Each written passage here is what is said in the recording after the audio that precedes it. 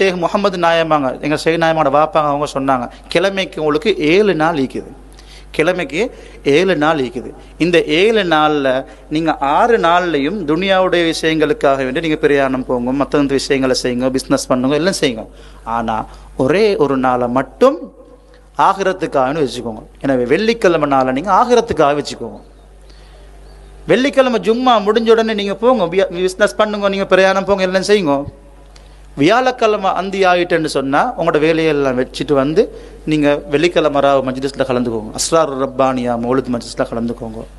அதுக்கு பின்னர் காலையில் புர்தா மஜ்லிஸ், ராத்திப் மஜ்லிஸ், ராத்திப் மஜ்லிஸில் அதோடைய சிறப்புகள் ஒருத்தருக்கு தெரியும் என்று சொன்னால் அந்த மஜ்லிஸில் அப்படியே படுத்துக்கொள்வாராம் அவர்.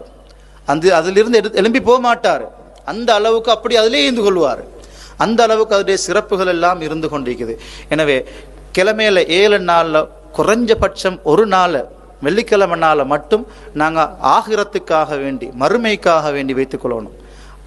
அப்படி செஞ்சால்தான் நாங்கள் எங்களோட மஷாயிகுமாருடைய ஏவலுக்கு கட்டுப்பட்டவர்களாக ஆகிவிடுவோம்.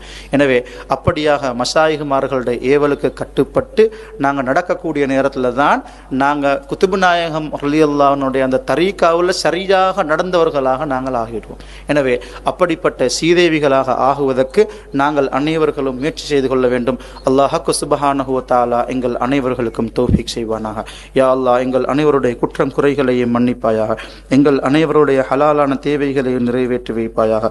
யா அல்லாஹ், இந்த நிகழ்வுகளுக்காக வேண்டி யார் யாரெல்லாம் உடலால பொருளால அவர்களுடைய ஆலோசனைகளால் கஷ்டப்பட்டு அவங்க தியாகங்களை செய்தாங்களோ அவர்களுடைய ஹாஜாத்துகள் அத்தனையை நிறைவேற்றி கொடுப்பாயாக. அவர்களுடைய வியாபாரங்களில் பரக்கத்தை ஏற்படுத்துவாயாக. இந்த ஊருக்கும் ஏனைய முஸ்லீம்களுடைய ஊர்களுக்கும் பரக்கத்தை செய்வாயாக. யா அல்லாஹ், முஸ்லீம்கள் உலகத்திலே எந்த இடங்களெல்லாம் வாழ்ந்து கொண்டிருக்கின்றார்களோ அவர்களுக்கு நிம்மதியான சந்தோஷமான வாழ்க்கையை கொடுத்தருள்வாயாக. வ ஆகிரு தஅவானா அல்ஹம்துலில்லாஹி ரப்பில் ஆலமீன். அஸ்ஸலாமு அலைக்கும் வரஹ்மத்துல்லாஹி தஆலா வபரகாத்துஹு.